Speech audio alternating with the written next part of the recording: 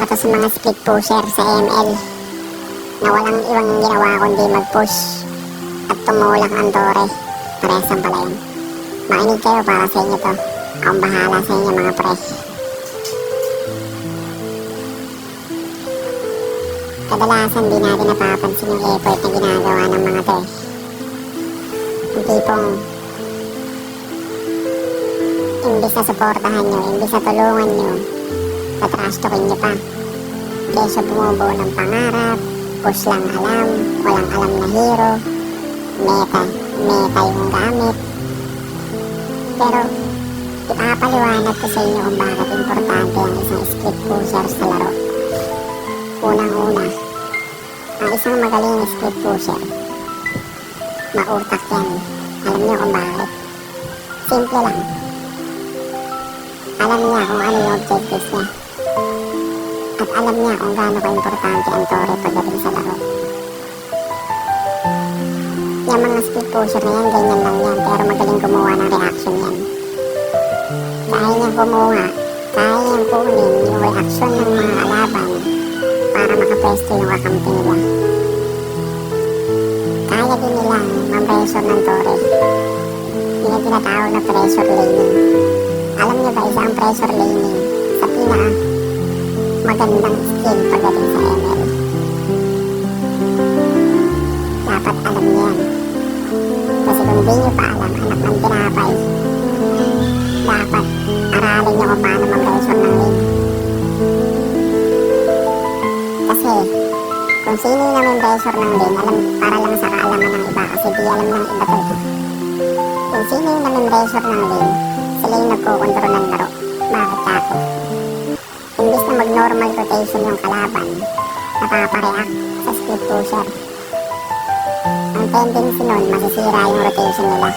Ngayon, pagkakataon ng mga kampi na pumwesto, gumawa ng ibang objectives at gulpihin yung kabilang lane naman. At alam nyo rin ba, ang mga split pusher, mauutak yan. Hindi ka magiging magaling na split pusher kung hindi ka mauutak sa laro. Paano ko nasabi? Mahirap mag-split push. Sobrang risky. Unang-una, pag nag-push ka, madali nang i-predict.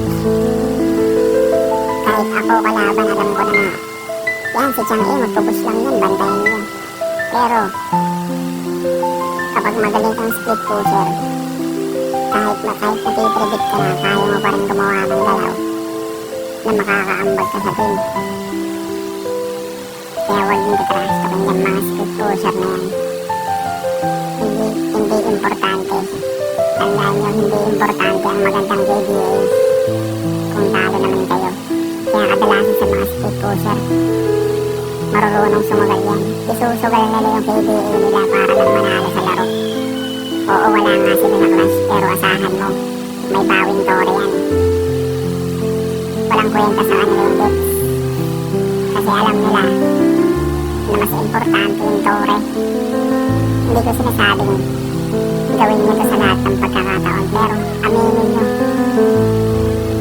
kadalasan mas okay pa. Mas okay pa yung mag-push na lang, diba? Kaya sa mga split pusher dyan, huwag kayong panghinaan, tuloy nyo lang yan. Galingan nyo pa.